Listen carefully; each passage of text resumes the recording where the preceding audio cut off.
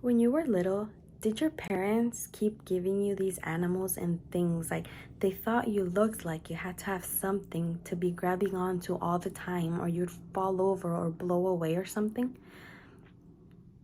Well, don't look at me like that. Listen, if you don't want to hear this, I can just leave if you think this is stupid or something. I mean, you asked me a question and I'm going to answer it whether you like it or not. So my parents kept giving me these animals.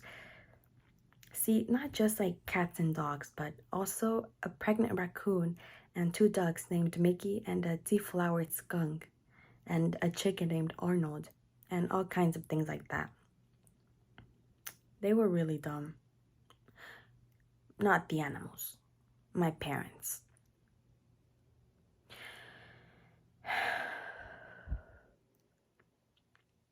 Well, you know how dumb they are.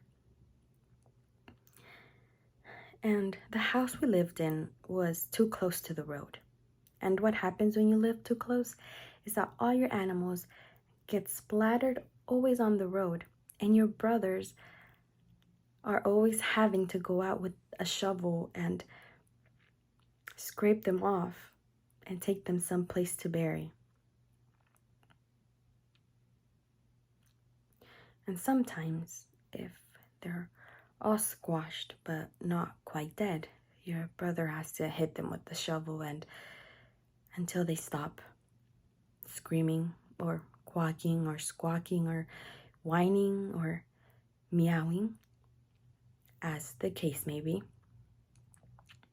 And giving them names makes it worse.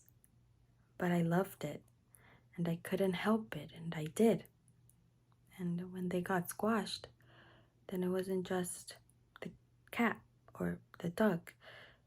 It was somebody with a name that you'd lived with and slept with and talked at and listened to and fussed over and took care of and accepted. And then it was the mess that was left on the road. And after that last one was squashed, which was a small bow-legged kitten aged 6 months, named Clarence, who was sort of dumb, but loved me a lot. I never wanted any more than to just be alive and play with a piece of string or something. After that last one was squashed, I made my stupid parents promise me they would never get me another thing that was alive because I had figured out what was true and still is true. That there's no excuse and no way to ever make up for the millions and millions and millions of innocent, betrayed, and squashed up dead, and nobody's parents and nobody's God was ever going to be able to explain that to me and make it all right. And the only way not to go crazy if you